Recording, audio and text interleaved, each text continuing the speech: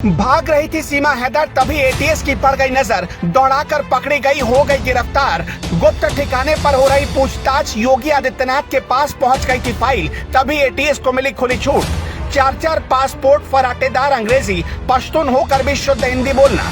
पकड़ी गई चोरी वो 5 वजह जिससे सीमा पर शक गहरा हुआ। 4 बच्चों की अम्मा नहीं, पाकिस्तानी मॉडल निकली सीमा गुलाम हैदर। आखिरकार खुल गई पोल, जासूसी के लिए हुआ सचिन का इस्तेमाल। सीमा गुलाम हैदर और सीमा सचिन और सामिया रहमान, एक सीमा के कितने नाम। वो कहने के लिए पश्तून है, लेकिन पश्तून कभी शुद्ध हिंदी नहीं बोल सकते। सीमा कहने के लिए 5वीं पास है, लेकिन 5वीं पास कभी फराटेदार अंग्रेजी नहीं बोल सकते। वो कहने के लिए 4 बच्चों की अम्मा है, लेकिन उसका डीएनए उसके ही बच्चों से मैच नहीं कर रहा। कोर्ट ने कहा था कि सीमा हैदर बिना उसकी परमिशन के अपना लोकेशन नहीं बदल सकती, लेकिन सीमा हैदर अपने ग्रेटर नोएडा के घर से गायब है। ये सिर्फ संयोग नहीं बल्कि एक प्रयोग है। सीमा पर अब शक गहराता जा रहा है, और जैसे ही उसकी असली फाइल और नोएडा पुलिस की चिट्ठी योगी आदित्यनाथ के पास पहुंची, वैसे ही योगी इस पूरे मामले में सुपर एक्टिव हो गए।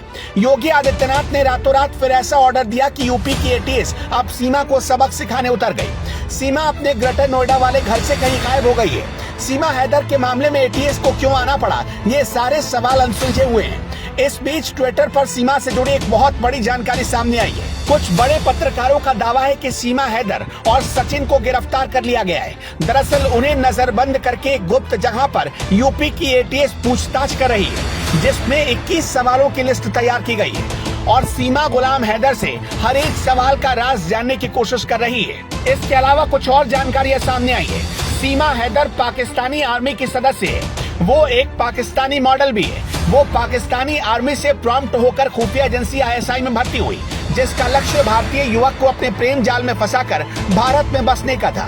बाद में वो दलालों को पैसे खिलाकर आधार कार्ड और दूसरे दस्तावेज बनवाती, और उसके बाद भारतीय आर्मी में भर्ती होकर गुप्त सूचनाएं पाकिस्तान को ट्रांसफर करती।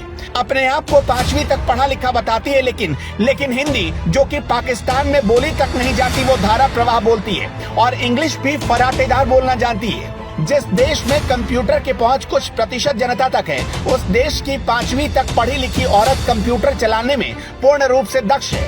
अपने साथ लाए 4 बच्चे भी उसके नहीं, वो उन्हें अपने मिशन के लिए इस्तेमाल कर रही है। सीमा हैदर का काम देश के खिलाफ बोलने वाले लोगों को अपने साथ मिलाकर कुछ बड़ा करने का था।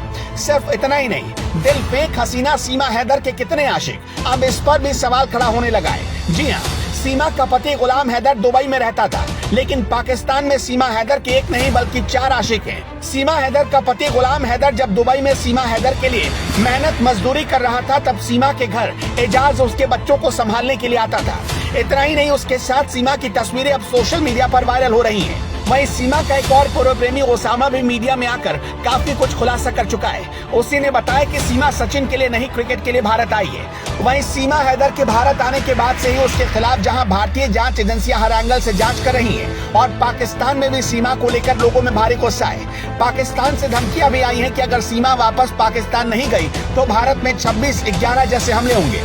इसके साथ ही सीमा हैदर को बलूच डाकुओं ने भी धमकी दी है, अगर वो नहीं आई तो पाकिस्तान में हिंदुओं के मंदिरों पर हमला बोल देंगे, और ये सिलसिला शुरू भी हो चुका है। अभी जांच चल रही है और सीमा से लगातार पूछताछ भी।